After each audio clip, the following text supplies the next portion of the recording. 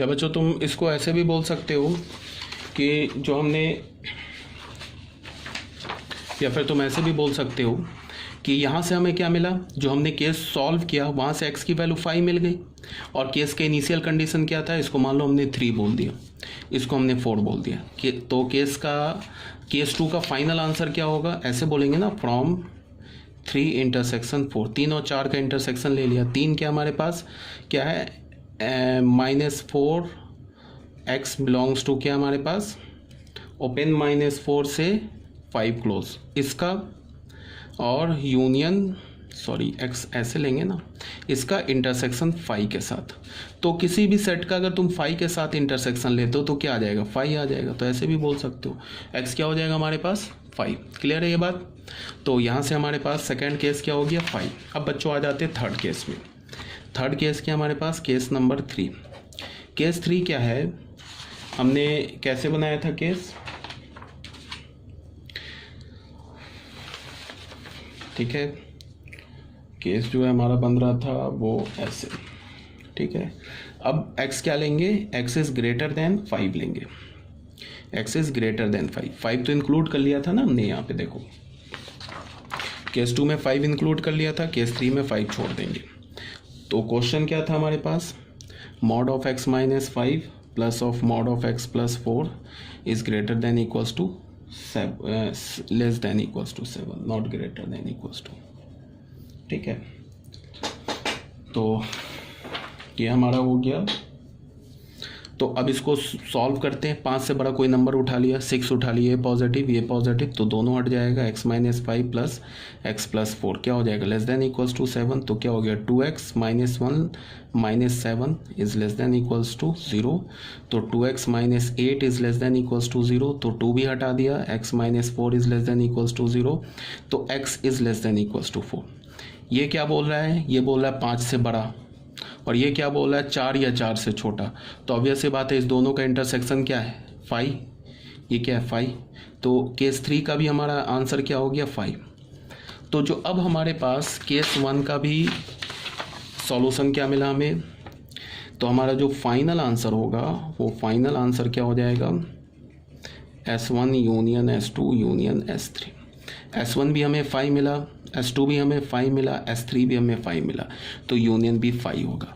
इस 5 का क्या मतलब है कि ऐसा दुनिया में कोई x नहीं बना है जो इस इक्वेशन को सेटिस्फाई कर दे, ऐसा कोई x ही नहीं है। तुम कोई भी रियल नंबर डालो, ये इक्वेशन कभी सेटिस्फाई नहीं होगा। एनी रियल नंबर को 1 2 डाल के देख लो, मान लो 0 हमने डाला यहाँ पे, तो 0 डाला तो मॉड ऑफ -5, तो 5 का मॉड क्या हो जाएगा 5, यहाँ 0 डाला तो 0 प्लस 4, तो 4 का मॉड क्या होगा 4, तो 5 प्लस 4 9, तो 9 is less than equals to 7, तो फॉल्स आ गया ना। इसका मतलब x इज इक्वल टू 0 नहीं सेटिस्फाई किया। इसी तरह से तुम x इज इक्वल टू 1 डाल लो, 2 डाल लो, 3 डाल लो, कोई भी दुनिया का x डाल लो, ये इस इनइक्वालिटी को सेटिस्फाई नहीं करेगा। इसका मतलब क्या हो गया कि जो हमारा फाइनल आंसर हो गया वो 5 हो गया, ठीक है।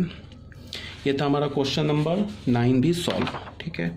देख लो ये सॉल्व कर रखा है, कोई डाउट होगा तो पूछ लेना, ठीक है। No solution is the solution of this equation. अच्छा एक बात और, बहुत बच्चे क्या बोलते हैं कि आंसर आया नो सॉल्यूशन, तो इसका मतलब है क्वेश्चन गलत है। तो no solution is also a solution, याद रखना इस बात को। नो सॉल्यूशन भी सॉल्यूशन होता है, क्वेश्चन कभी गलत नहीं होता है, क्वेश्चन में मिसप्रिंट हो सकता है, ठीक है। क्वेश्चन में ऐसा नहीं कि हम क्वेश्चन सॉल्व नहीं कर पाए, मुझसे क्वेश्चन सॉल्व नहीं हुआ तो मैंने बोल दिया क्वेश्चन गलत है, या अगर बोल रहा है कि x का वैल्यू निकालो और x का वैल्यू निकल ही नहीं रहा है तो फिर बोल दिया क्वेश्चन गलत है। अगर x का वैल्यू नहीं निकल रहा है तो x इज इक्वल टू 5 होगा, क्वेश्चन गलत नहीं होता है, ठीक है। अब यहाँ पे याद रखने के लिए मैंने क्या बताया है, रिमेंबर में क्या बोला है, with in a case we take intersection and between the case we take union. मतलब क्या बोला है, विद इन द केस क्या होगा, केस के अंदर इंटरसेक्शन लेते हैं और डिफरेंट केसेस जो बनेगा ना उन सब का यूनियन लेते हैं। मान लो कि हमारे पास कोई क्वेश्चन है, उसमें हमारे पास 4 केसेस बन गए, तो 4 केस बने, तो पहला केस जो बनाएंगे तो x का कोई रिस्ट्रिक्शन होगा, इनिशियल रिस्ट्रिक्शन। उसके बाद केस को सॉल्व करने के बाद जो x का वैल्यू आएगा उस x के वैल्यू को और उस x के इनिशियल रिस्ट्रिक्शन का जो इंटरसेक्शन होगा वो केस 1 का आंसर होगा। इसी तरह से केस 2 का आंसर निकाल लेंगे, 3 का आंसर निकाल लेंगे, 4 का आंसर निकाल लेंगे, और उन सारे सारे आंसर्स का जब यूनियन लेंगे तो वो हमारे क्वेश्चन का फाइनल आंसर आ जाएगा। ठीक है, अब बच्चों आ जाओ स्क्वायर रूट इनइक्वालिटी। ये कोई बहुत इंपॉर्टेंट नहीं है बट फिर भी एक बार देख लो। होता क्या है कि इसका जो कुछ कुछ कॉन्सेप्ट होता है ना वो इंपॉर्टेंट होता है, क्वेश्चन सॉल्व करने में वो यूज़ होता है। अच्छा एक बात और, ये जो मैं चैप्टर पढ़ा रहा हूँ ना बेसिक मैथमेटिक्स, बच्चों इसको लाइटली मत लेना। तुम सोच रहे होगे ना कि इतने टाइम लेके इसको पढ़ा रहे हैं, ये बिल्कुल फाउंडेशन है तुम्हारे नेक्स्ट आगे चैप्टर्स का। इनइक्वालिटी सॉल्व करना, स्क्वायर रूट का कंसेप्ट जानना, फिर केसेस बनाना, फिर नंबर्स को समझना, फिर ये सब जो होते हैं ना बहुत इंपॉर्टेंट होते हैं। एक बार तुम अगर जो मैंने अभी बेसिक मैथमेटिक्स में पढ़ाया है ये अगर तुम अच्छे से अंडरस्टैंड कर रहे हो तो आगे जो चैप्टर्स आएंगे ना उसमें इस टाइप की इनइक्वालिटीज़ आएगी जिसको तुम्हें सॉल्व करना होगा। वो क्वेश्चन नहीं बोलेगा कि solve this inequality, but question जब तुम सॉल्व कर रहे होगे ना तो कुछ इनइक्वालिटीज जनरेट हो जाएगा। तो उसको सॉल्व करने के लिए तुम्हें इनइक्वालिटी तो आना चाहिए ना कि इनइक्वालिटी को कैसे हैंडल करते हैं, कैसे सॉल्व करते हैं। तो इसे लाइटली मत लेना बच्चों, ये इंपॉर्टेंट है।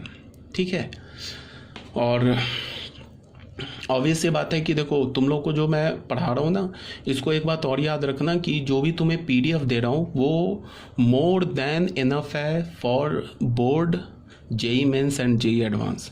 बोर्ड तो बहुत छोटी सी बात है। ठीक है, सिर्फ अगर बोर्ड पढ़ाना हो ना तो बोर्ड के लिए NCERT सफिशिएंट है और NCERT में कोई दम है नहीं। ठीक है, तो बोर्ड में के लिए तो तुम्हें कोई प्रॉब्लम ही नहीं है करना है, कोई चिंता ही नहीं करना है। तो जो तुम्हें PDF दे रहा हूँ, जो तुम्हें क्वेश्चन सॉल्व करा रहा हूँ, इसे लाइटली मत लीजिए, ये इंपॉर्टेंट है। और जो नोट्स प्रोवाइड कर रहा हूँ PDF के फॉर्म में वो काफ़ी इम्पॉर्टेंट नोट्स हैं। ठीक है, तो अब स्टार्ट करते हैं square root inequality.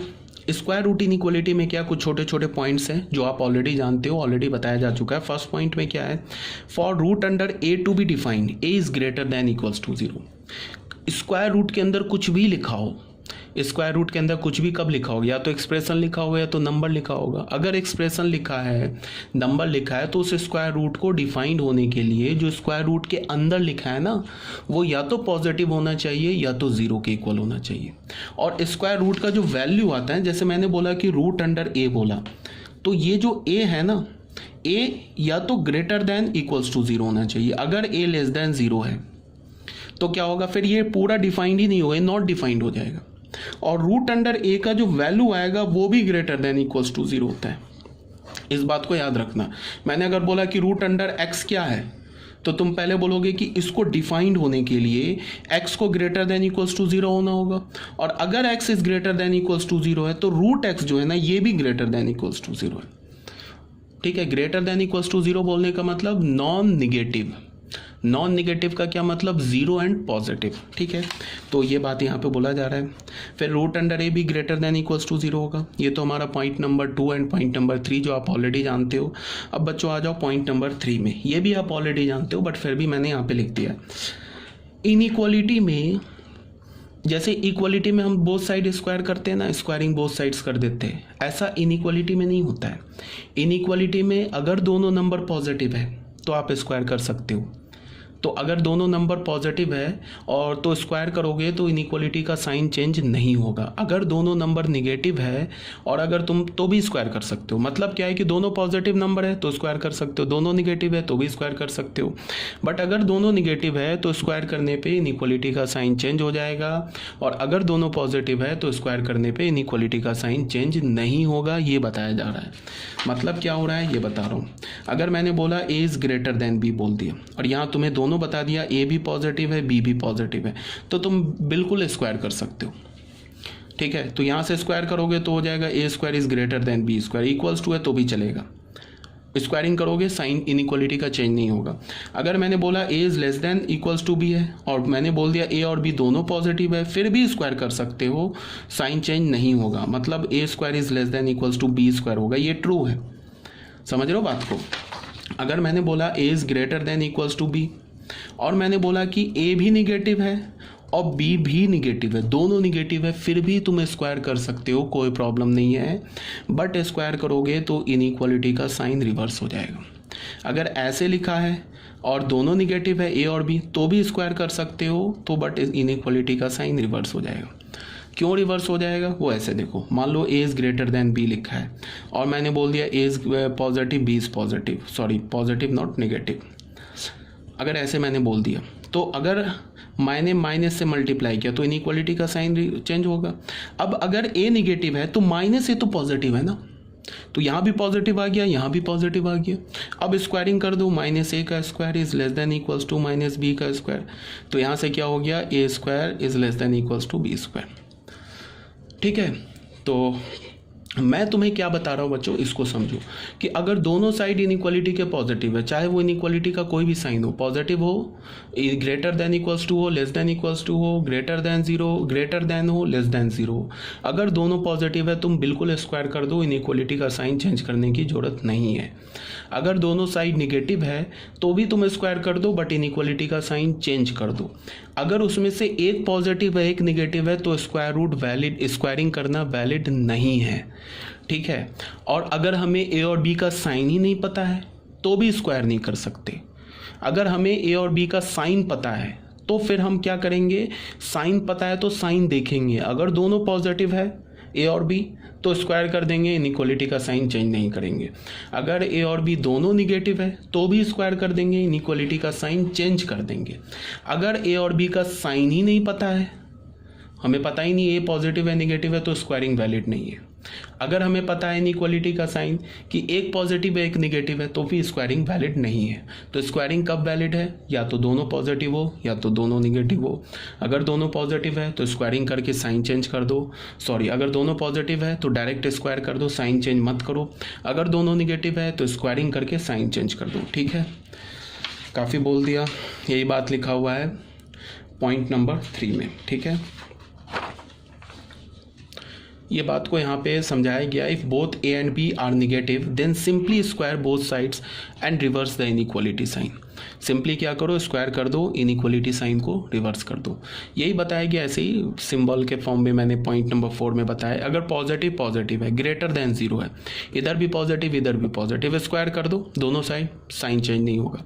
Less than zero है, फिर भी स्क्वायर कर दो, ये दोनों साइड पॉजिटिव है, साइन चेंज नहीं होगा।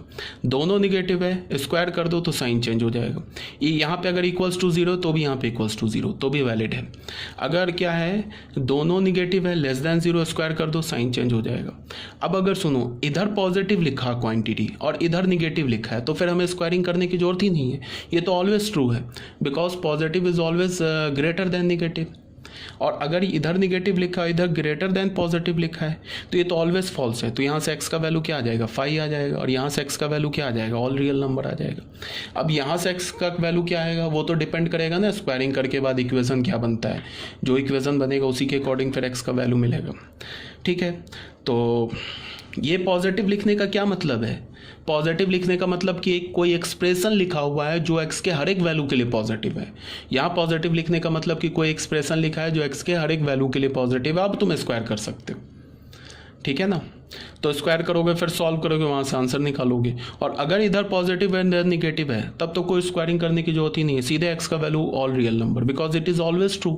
और इधर निगेटिव है इधर पॉजिटिव है, फिर बोल रहा हूँ निगेटिव का मतलब क्या है कि कोई एक्सप्रेशन लिखा है which is always negative for all x, और यहाँ कोई एक्सप्रेशन लिखा है विच इज़ ऑलवेज पॉजिटिव, तो फिर x की वैल्यू हमें क्या मिल जाएगी, 5। आई होप यहाँ तक आपको क्लियर होगा, क्वेश्चन नंबर पॉइंट नंबर 4 तक।